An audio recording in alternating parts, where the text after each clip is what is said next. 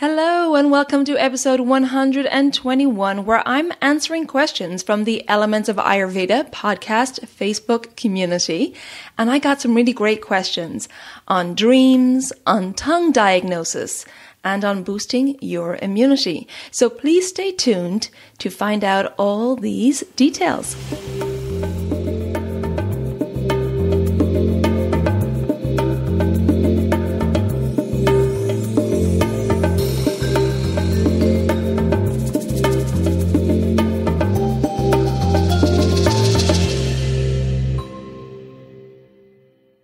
Hello and welcome to Elements of Ayurveda, Empowering Wisdom of Life.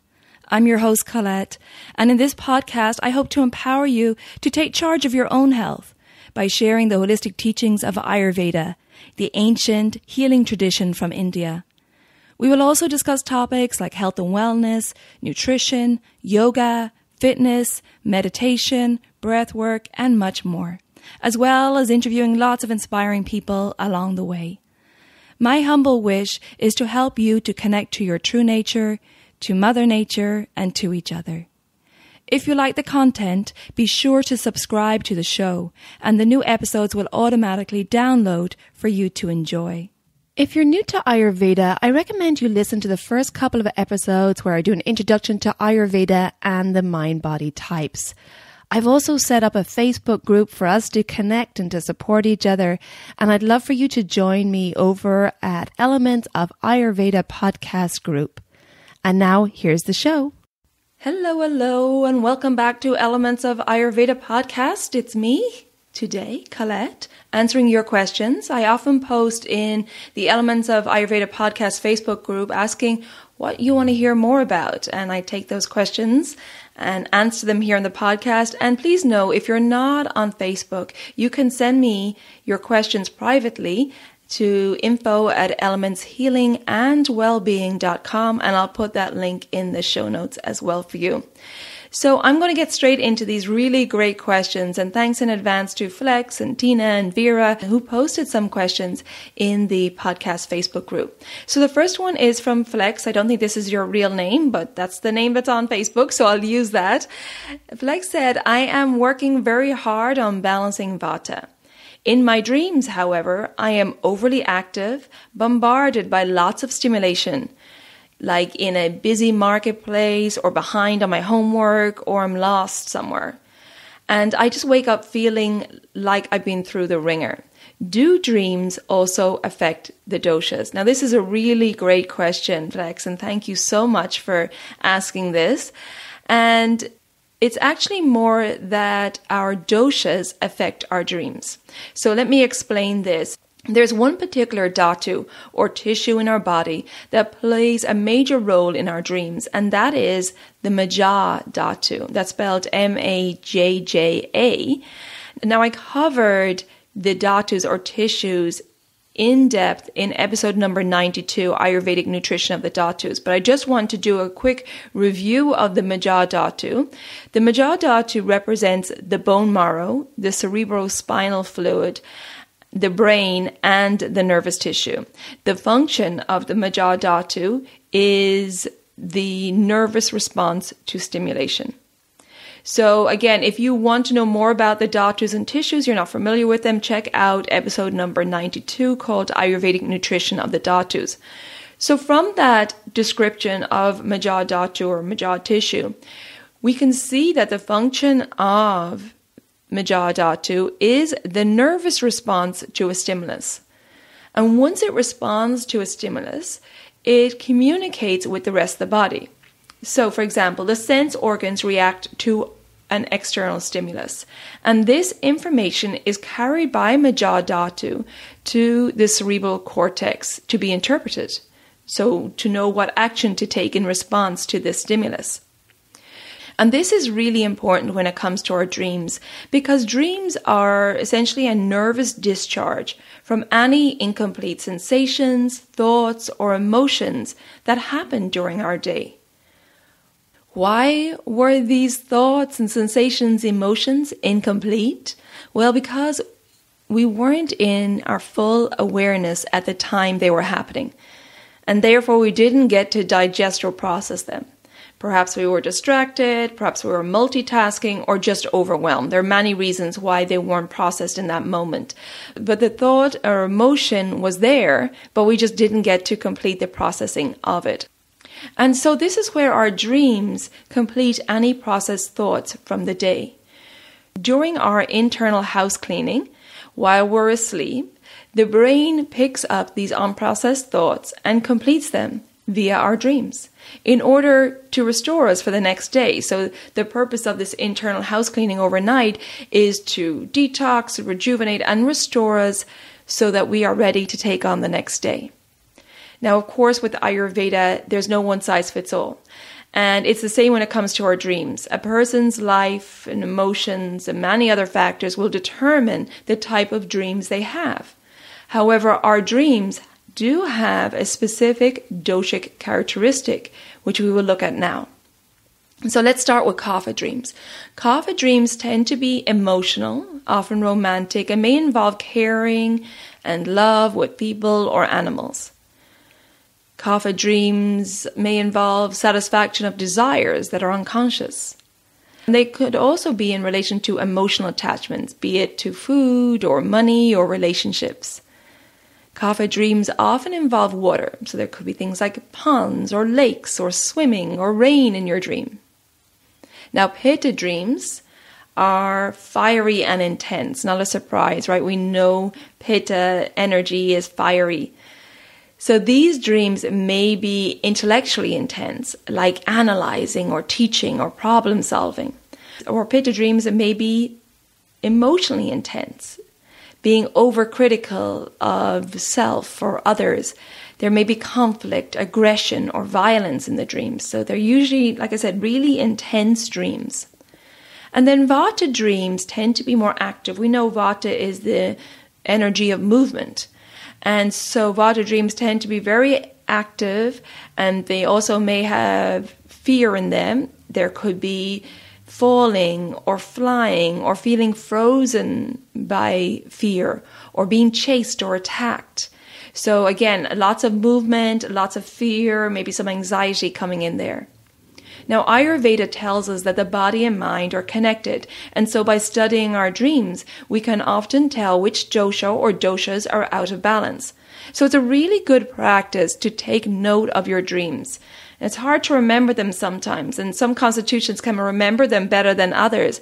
So I highly recommend that you keep a notepad beside your bed, and as soon as you wake up, if you remember your dreams, just jot them down and then analyze them and see if they're an indicator of what's going on in your body, or maybe what dosha or doshas you need to work on to pacify. So Flex, in your dreams, you said that you're overly active, you're bombarded by lots of stimulation with that busy marketplace. You said you may sometimes behind in your homework or you're lost somewhere. So it definitely sounds like it's a Vata dream. So I would highly recommend bringing in some Vata pacifying practices, like with your food. Make sure you're having easy, digestible foods that have good fats in them, that are nourishing, and lots of protein for Vata. And of course, bringing in some pacifying self-care practice into your day. And I've talked a lot about pacifying Vata in other Vata episodes, so I recommend that you check that one out. I just did that recent one with Dr. Briere on vibrating Vata. But I highly recommend that you set up an evening routine that is really calming to the nervous system. So things like avoiding technology before you go to bed, at least an hour, if not more, before bedtime. I recommend that you do some calming practices before bed, like the Abhyanga oil massage, taking a bath, do some yoga, some relaxing, restorative, or yin yoga. Yoga Nidra is another great one.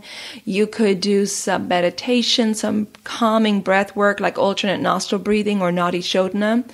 Another great thing for you to do to help you process any thoughts or feelings or emotions from the day is to journal. So at the end of the day, taking some time to journal about what's happened during your day, this helps you process that. And therefore, you're completing those thoughts or those scenarios from your day, and therefore hopefully they won't show up in your dreams and creating this feeling like you're exhausted when you wake up in the morning because your dreams have been so active. So knowing that your dreams are Vata, it's a sign that you have to work on pacifying Vata, especially if these dreams are very active and they're creating exhaustion for you.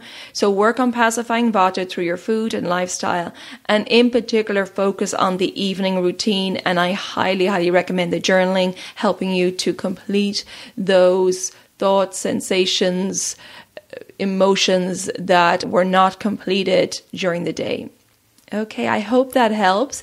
And I'd love to know from any of you out there, do you have interesting dreams? If you want to share them with us, let us know over on the Elements of Ayurveda podcast Facebook group. I'll put a link in the show notes. It'll be interesting to hear.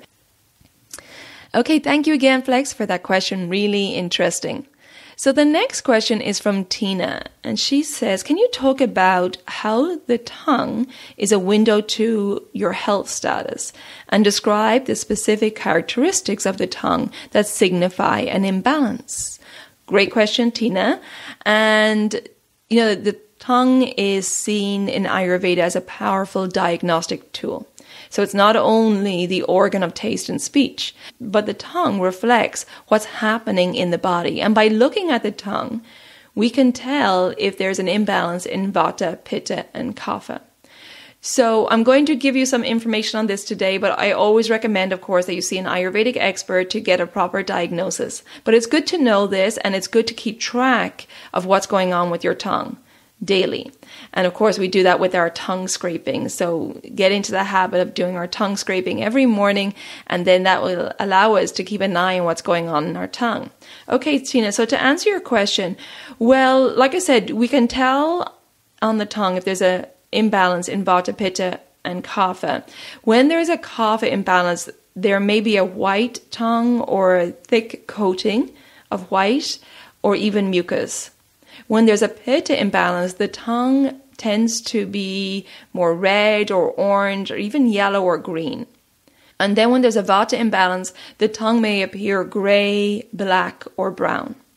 So the presence of a coating can indicate poor digestion and a buildup of toxins in the body. And the location of the coating can also tell us where in the body this imbalance is happening, as each area of the tongue corresponds to different organs of the body. Now, this information comes from Dr. Ladd's book, Ayurveda, The Science of Self-Healing. So I'm going to talk about the areas of the tongue that corresponds with different organs, but just know I'll also put a visual up in the podcast Facebook group so you can have that. But imagine that you're looking at your tongue in the mirror.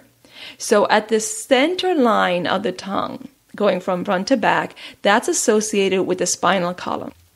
Now, following that center line back from the tip is where it's associated with the heart. Then after the heart, around the middle of that center line is associated with the stomach.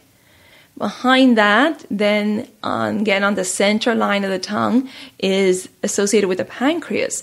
And at the back of the tongue, on the center line, is associated with the intestines and the colon and so on. Now let's take a look at the right side. As you're looking in the mirror, the right front side is associated with the right lung. Continuing back on the right side of the tongue, the next area is associated with the liver. And then in the far back right side of the tongue is associated with the right kidney. Now looking at the left side, the left front side is associated with the left lung. Continuing back on the left side of the tongue is associated with the spleen that's in the middle. And then on the far back left side of the tongue is associated with the left kidney. And again, I'll put the photo of this on the podcast Facebook group so you can get a visual. But other things to look out for with tongue diagnosis are cracks. So cracks may indicate a Vata aggravation, and the location of the cracks will indicate in what organ the Vata aggravation is showing up in. If the tongue tends to move or there's a tremor, that means that there's deep-seated fear or anxiety. A very defined center line means that there's emotion along the spine. So I said that a few moments ago, that the center line is associated with the spine. So if it's a very deep and defined center line, it may relate to emotion along the spine. And then if there's impressions of the teeth around the sides, the perimeter of the tongue, that can indicate poor intestinal absorption. A crooked line towards the back of the tongue along the midline can be associated with lower backache. And then a crooked midline in the center of the tongue can be associated with middle backache. And then a crooked midline at the front of the tongue can be associated with cervical backache. A swollen tongue may indicate inflammation in the body, and any red dots on the tongue can indicate aggravated pitta. So as I said earlier, it's a really good idea to pay attention to your tongue, looking at it daily while you're doing your tongue scraping with a stainless steel or copper tongue scraper. If you don't have a tongue scraper, use a spoon. The toothbrush doesn't do it. So use a stainless steel spoon and scraping just from back to front, checking out the coating on your tongue. Is it discolored? Is it thick? Is there mucus? And so on. Can be a real indicator of what's going on with the doshas and with your health. And this coating on the tongue is essentially ama, or toxins in the body. And this ama comes from undigested food, which is why Ayurveda really focuses on the digestive system and digestive health. And this is why Ayurveda recommends regular cleansing at the joint of the seasons to aid the body in the elimination of these toxins. And often the body will store toxins in the fat cells when it gets overwhelmed. And these could be physical or emotional toxins, emotions that are unprocessed, like we talked about earlier. These accumulated toxins can cause aggravation in the doshas, and then down the line can result in sickness at the change of the seasons, especially. As we change from one season to the next, it could cause allergies, congestion, colds and flus. And we know that at the change of seasons, this is a time when many people get sick. So a seasonal cleanse will not only rid the body of these toxins, but it will also aid digestion and reset the digestive system, aid in elimination, give you mental clarity and more energy, and restore balance in your body and mind. So if you're interested in an Ayurvedic cleanse, a seasonal cleanse, I have an individualized supported seasonal cleanse, and my group discounted cleanse starts March 20th, right on the spring equinox. And this cleanse includes a 90-minute online consultation with me where I will determine your birth constitution, see if you have a current imbalance, and then I tailor the recipes, the yoga, the pranayama, the breath practices, the meditation to your needs and anything else I think you need to help restore your health and well-being. So it's really important to take time out and do these cleanses. And I'm just going to share a testimonial that I got recently from Anita, who just completed the New Year cleanse. And she said that this is the best cleanse I have tried. My mood, energy, digestion, and my cravings have all improved. And I feel motivated to keep eating healthily after the cleanse. I'm also sleeping better. I don't need coffee anymore. It's so worth it. I'll definitely do it again. So thank you, Anita, for that testimonial. But I just wanted to share with you the effect that this cleanse can have on your body and taking time out to do that reset. So if you're interested in joining a supported cleanse that's tailored to you, then just click on the link in the show notes or visit my website, elementshealingandwellbeing.com. For the group cleanse, go to the events tab and check out the group digestive reset cleanse there. It's discounted group cleanse. And if you're listening to this at a later date, you can do this cleanse privately. Just go to my services tab and check out the programs page and you'll find the private cleanse there. So there you go. Lots of options there for you if you're interested in taking care of your health and well-being, taking some time out to reset. Okay, our final question comes from Vera, and Vera asks about the immune system, how to boost it with certain spices, foods, daily activities, and when you do have an autoimmune disease, how possible to balance that? Okay, thank you, Vera, for that question. So the best way to boost your immune system is with the regular cleansing, which I just talked about, and I won't do another spiel on it, don't worry, but it's really important for us to take time out to give our body some attention, at least 2, if not 3 times per year. Definitely at the joint of the seasons between winter and spring, and then between summer and autumn. Just like we do with our car or our home, right? We give it lots of attention. So taking some time to treat your body well with a cleanse, especially when our body is overwhelmed with accumulated toxins. And I also recommend one that's tailored to you and your needs. I often get emails from people saying that they're doing a cleanse they found online, it was unsupported, and now they're experiencing discomfort due to the fact that that cleanse that wasn't tailored to them is aggravating to their doshas. So I want to remind you that you're worth investing in, and that investing in your health and well-being will really pay off. It's something that's going to help boost your immunity, boost your mental clarity, boost your energy. There's no reason not to cleanse, and really, really important in an Ayurvedic lifestyle. Okay, I'll get off my soapbox now. So now, other ways that you can boost your immunity is via your daily self-care practices or dinacharya. So making sure that you're getting enough sleep, and not only getting enough sleep, but also at the right times, which I've talked about before. It's important that we are going to bed around 10 o'clock before that pitta energy rises and gives us a second wind. That pitta energy is for our internal house cleaning, digesting the thoughts and emotions of the day, detoxing, restoring and rejuvenating us for the next day. So really important to not only the quality of sleep, but the times. Exercising correctly for your constitution. Make sure that you're not aggravating your constitution with the wrong exercise.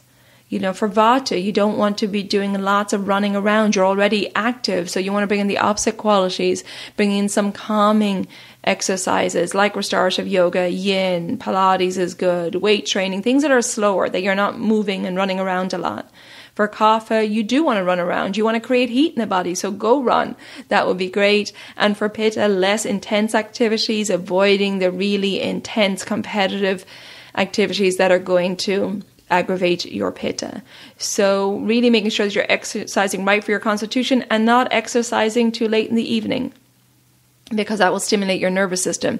Eating the right foods for your constitution. Okay, we all understand that now, that there's certain foods that can aggravate certain doshas, so making sure you're eating right for your constitution and eating mindfully, not eating on the run, not eating while driving or working, because that will affect your digestion and in turn affect your immunity. Keep well hydrated by sipping on hot water or herbal teas, and herbal teas that are beneficial for your constitution, sipping on them constantly throughout the day, bringing a thermos with you or to-go cup with you so that you're constantly staying hydrated throughout the day. Practicing mindfulness daily and slowing down, taking some time each day just to chill, whether that's in meditation, with pranayama, maybe you have a gratefulness practice, maybe it's just time sitting in nature with your children, maybe it's journaling or creative activity, something that takes you into the present moment, something that is a single pointed focus that you can just really be in awareness and just relaxed for a short period of time in your day. Also, really important for immunity is using a neti pot, doing a nasal cleansing as part of your morning routine, especially if you suffer from congestion, sinus issues, or allergies. And then lining the inside of your nostrils with some oil. And this is great because this will catch any of the airborne allergens in the air. Really good also when you're traveling and you're in that dry airplane air. You could also use some Ayurvedic nausea oil drops as well. Now, in regards the autoimmune disease that you asked about, Vera, this would really require an individual advice on that, and this is where you would need to speak with an Ayurvedic doctor. Now, I do hope to have an Ayurvedic doctor on the podcast soon to do an episode just on autoimmune disorders. But if you have an autoimmune disorder, like I said, I recommend you seek professional advice. However, in the meantime, you can support your health and well-being with the immune boosting tips that I just gave you. Now, if you want support around implementing a daily self-care practice, I have a 28-day online self-paced course called Daily Habits for Holistic Health course. It's online. You can just take it in your own time. Like I said, it's self-paced. I'll put the link in the show notes, or you can find it on my website, elementshealingandwellbeing.com. go to the services tab, choose programs, and you'll see it there. So that's the private daily habits course. If you want individualized support, you can book an online consult with me via the consultations tab on my website, and I'll put a link to that in the show notes as well. Also, please remember, if you ever have any questions about my programs or consultations, or if you want to see if I can help you, then please take advantage of my free services inquiry call. We get online, we chat a little bit, and you can ask any questions you have about my services. So that's the end of this Q&A episode, and thanks again to Vera and Flex and Tina for those great questions, and I hope you found them helpful as well. And if you think that this episode will be helpful to family or friends, then please share it with them. And don't forget to subscribe to the podcast if you haven't already done so. When you subscribe to the podcast, that means the new episodes will automatically download for you to enjoy. Thank you so much for tuning in. Take good care of yourself, be well, and ciao for now.